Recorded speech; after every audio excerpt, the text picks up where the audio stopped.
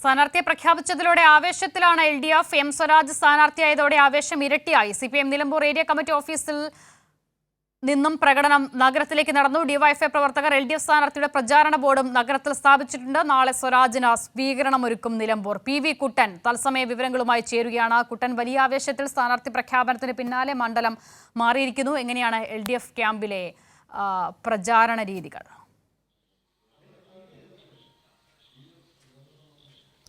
അസിത, LDF സ്ഥാനാർത്ഥിയായി CPIM-ന്റെ കരുത്തനായ യുവനേതാവ് M Swaraj രംഗത്ത് വന്നതോടുകൂടി നിലമ്പൂർ ആകെ ഇളകി മറിഞ്ഞിരിക്കുകയാണ്. സ്ഥാനാർത്ഥി പ്രഖ്യാപനം വന്ന ഘട്ടത്തിൽ തന്നെ നിലമ്പൂർ നഗരത്തിൽ ആയിരങ്ങൾ പങ്കെടുത്ത ആഹ്ലാദ പ്രകടനം നടന്നു. തൊട്ടടുത്ത മണിക്കൂറുകൾ തന്നെ ഡിവൈഎഫ്ഐയുടെ നേതൃത്വത്തിൽ ഡിവൈഎഫ്ഐ പ്രവർത്തകർ കൂറ്റൻ പ്രചാരണ ബോർഡ് നിലമ്പൂർ നഗരത്തിൽ സ്ഥാപിച്ചു. അതിന് തൊട്ട് പിന്നാലെ ഈ നിലമ്പൂർ മണ്ഡലത്തിലെ വിവിധ പഞ്ചായത്തുകളിൽ, ലോക്കൽ തലങ്ങളിൽ, അതോടൊപ്പം തന്നെ വാർഡ് തലങ്ങളിലൊക്കെ ആയിരങ്ങൾ പങ്കെടുക്കുന്ന കൂറ്റൻ റാലികളാണ്. ഈ കനത്ത മഴയെ പോലും അവഗണിച്ചുകൊണ്ട് നിരവധി പേരാണ്. വലിയ ജനസഞ്ചയം തന്നെയാണ് ഓരോ കേന്ദ്രങ്ങളും. നമുക്കറിയാം നിലമ്പൂരിൻ്റെ ഒരു പ്രത്യേക ഭൂപ്രകൃതി എന്നുള്ളത് മലയോരവും അത്തരത്തിൽ ഗ്രാമീണ മേഖലയൊക്കെയാണ്.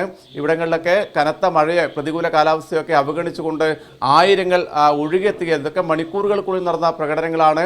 ഇപ്പോഴും പല സ്ഥലങ്ങളിലും രാത്രിയിലൊക്കെ ബൂത്തുകൾ കേന്ദ്രീകരിച്ചൊക്കെ പന്തം കൊളുത്തി പ്രകടനം നടക്കുകയാണ്. എം സ്വരാജിന് അങ്ങനെയാണ്. നിലമ്പൂരിൻ്റെ നായകൻ കൂടിയാണ് എം സ്വരാജ്. നിലമ്പൂരുകാരനാണ്. അദ്ദേഹത്തിൻ്റെ വിദ്യാർത്ഥി പ്രസ്ഥാന കാലം എന്ന് പറഞ്ഞ SFIയുടെ സ്കൂൾ കാലഘട്ടം മുതൽ യൂണിറ്റ് സെക്രട്ടറിയായി പ്രവർത്തിച്ചത് നിലമ്പൂരിലായിരുന്നു. പിന്നീട് കോളേജിൽ, ചുങ്കത്തറ കോളേജിൽ അദ്ദേഹം പഠിക്കാൻ ചേരുമ്പോൾ SFIയുടെ യൂണിറ്റ് സെക്രട്ടറി ആവുന്നു. 2 തവണ യൂണിവേഴ്സിറ്റി യൂണിയൻ കൗൺസിലർ ആവുന്നു. അവിടെ നിന്നാണ് കാലിക്കറ്റ് യൂണിവേഴ്സിറ്റി യൂണിയൻ്റെ ചെയർമാനായി അദ്ദേഹം തിരഞ്ഞെടുക്കപ്പെടുന്നത്.